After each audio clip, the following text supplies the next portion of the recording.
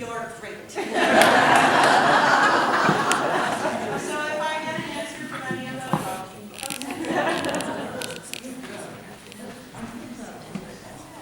oh, could you hear any of them? Yeah. How's that? Is that better? Is it on yet? So sorry. Could you hear me in the back? Yeah. My figure skating coach voice yelling. Yeah. Better? Yeah. Oh, better. Okay. So, Nick Demske. It all started 6 years ago. When I met Nick Demske, he hugged me like I was an old friend. And I'm sure many of you have had a similar experience. Nick knows everyone, and everyone knows Nick. My favorite story about Nick is not actually mine. Someone posted a note to him on Facebook one morning saying she had seen him walking down Main Street on his way to work. And that as she watched, he stopped at the bus stop and shook everyone's hand and introduced himself. And to me, that kind of sums up Nick's personality, because he is someone who really takes the time to see and hear all the people around him. Nick is a loved poet and librarian here in Racine, and he's the creator and the driving force behind the Bonk Poetry and Music Series, which happens every month, which a lot of you came for, which is amazing that he pulls off something like this every month, because I'm going to need a long vacation.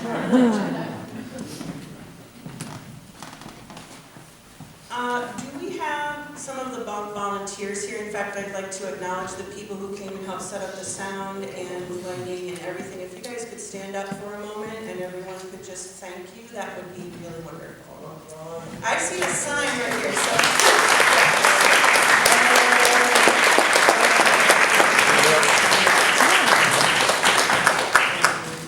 So I hope you'll enjoy our very own hometown Nick Demske.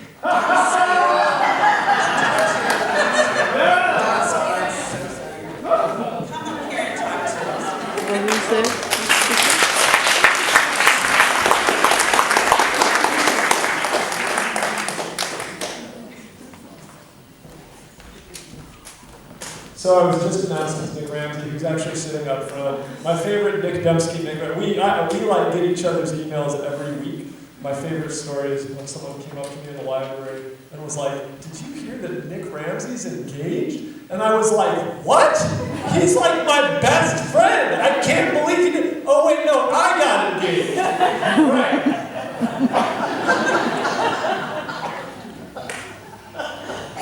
Isn't this a lovely sweater? Guess what? Made out of Coke cans? It's not made out of Coke cans. My wife did it for me.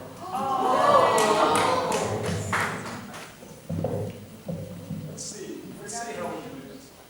It's too hot though. Just like me. Thank you, Owen. So, we're going to practice together right now in meditation communities and in nursing communities and in other professional communities. We refer to mindfulness as practice. So, for instance, when we're sitting still and silently, we say we're practicing. And at the end, when we have done that together, we thank each other. We say, "Thank you for your practice."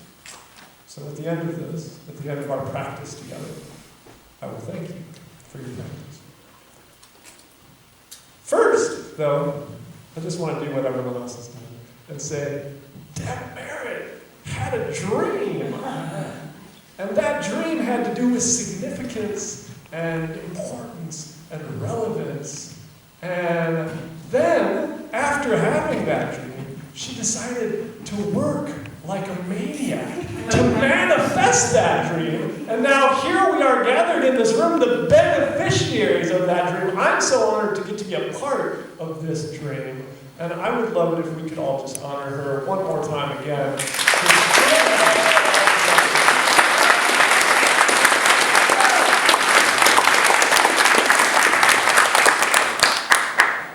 So, while we practice, I'd like to tell you a story. Is that all right?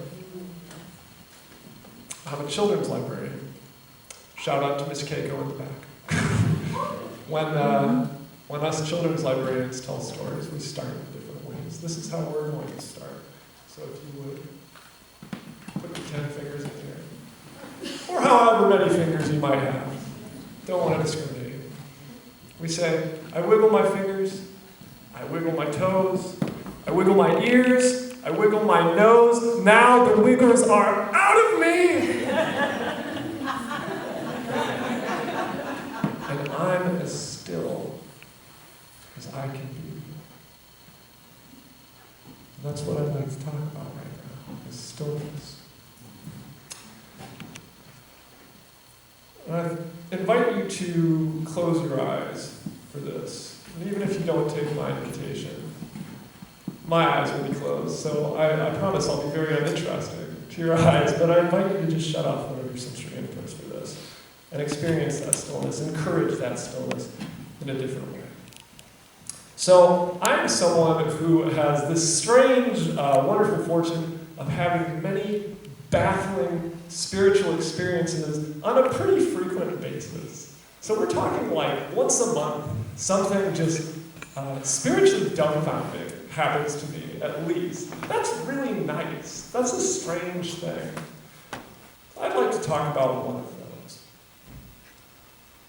So one day I was praying, where all my favorite prayers have been prayed, at the shores of Lake Michigan, here in Racine, on North Beach. And I was praying to the sky, the sun, and the lake, and I was hit with a revelation. And it was a strong revelation, so strong that I found myself suddenly crying. What the revelation was the revelation that many have spoken here about tonight, the revelation of gratitude.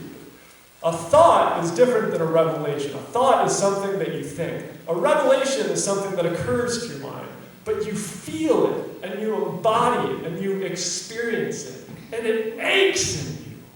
You feel it completely.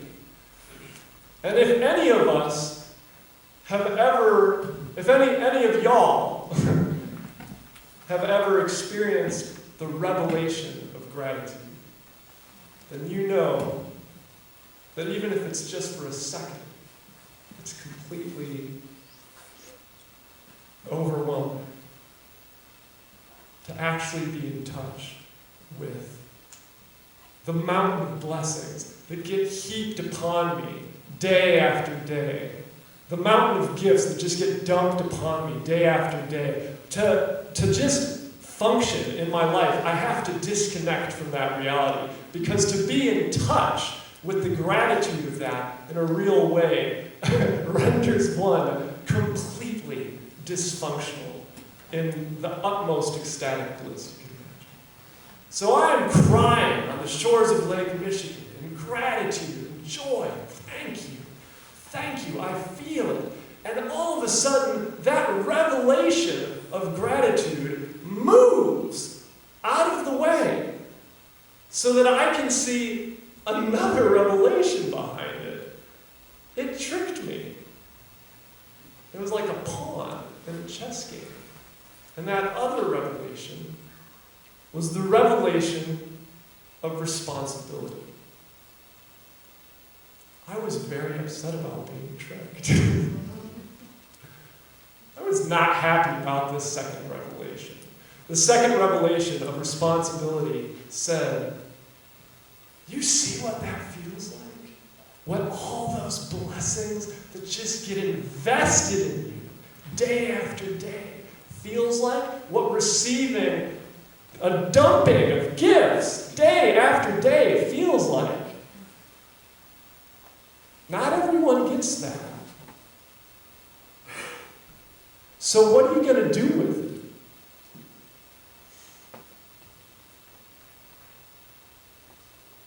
Are you going to keep it for yourself because you like it so much? Or are you going to share it?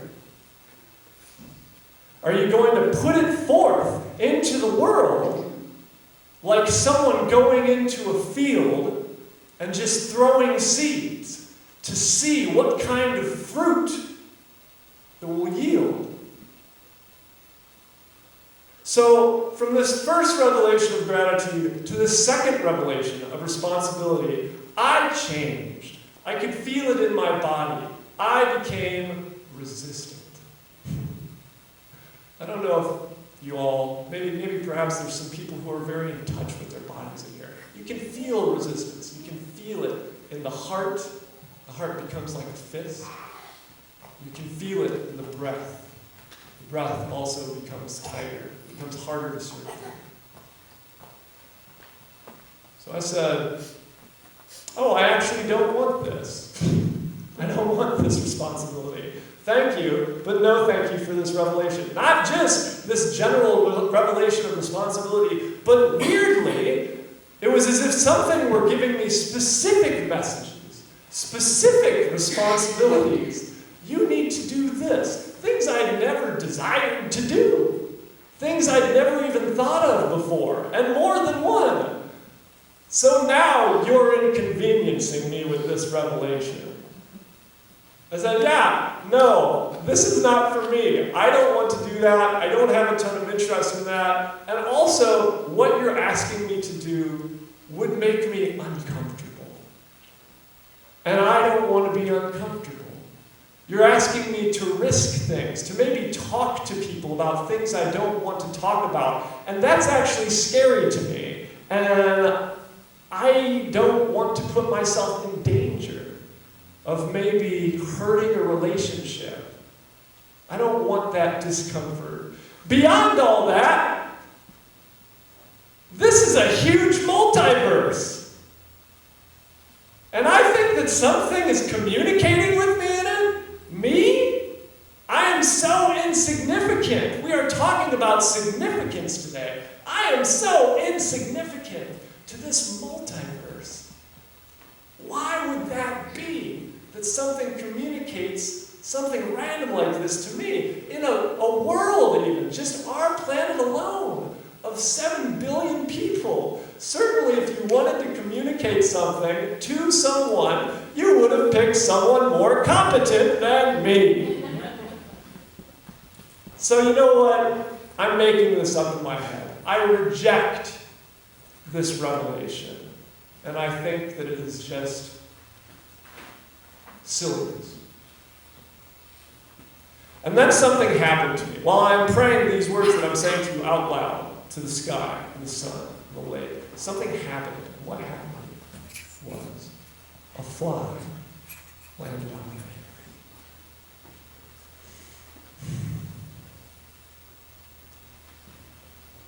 And so I shook my hand to get the fly off. And it didn't go off. So I shook it a lot to get this fly off. And this fly demonstrated a commitment to stillness that I have tried to emulate since. And so because I realized this fly wasn't coming off of my hand, and now I'm curious, I brought it up to my face, all the way up to my eyes, and I looked at it. And something occurred to me that has never occurred to me about a fly before when I did that. I thought, my God, this fly is beautiful. So intricate, so minuscule, and so small. I can see the translucence of its wings. I can see the rivulets of veins crossing over each other in them. I can see the gems of its eyes looking back at me while I look at it. I can see little hairs in it. And this is when I went from crying to just completely losing my shit. I mean, I was a mess now. I was blubbering. This fly is right in my face and I'm screaming at it, bawling. with what is maybe the third revelation now. And the third revelation is that this is not just a fly, this is a celestial being that descended from the heavens unto me, that descended upon me. This is an angel. The word angel, etymologically, just means a messenger. So if you've ever brought a message to anyone, you're an angel. What I believed this messenger, this angel, to be telling me was this. I believed it to be saying, you think you're insignificant? You think you're small? You're 100,000 times larger than I am. Your lifespan, my lifespan isn't a fraction of what your lifespan is. You think you're insignificant. You think I'm not scared on your hand right now? I know what people do to flies that land on their hands. I am risking my life right now to bring you this message because that is what I am here in this existence to do. So I'm just losing it, thinking that I'm communicating with this fly and that this fly is communicating with me. This fly now to me is famous, right? So I continue praying for about 15 more minutes. The fly just stays with me. Perhaps the fly is praying with me. I even, at some point, I was wearing a pullover hoodie. And I have to take it off. So I pull my arm through the sleeve. And I pull my whole body through the hoodie as I take it off.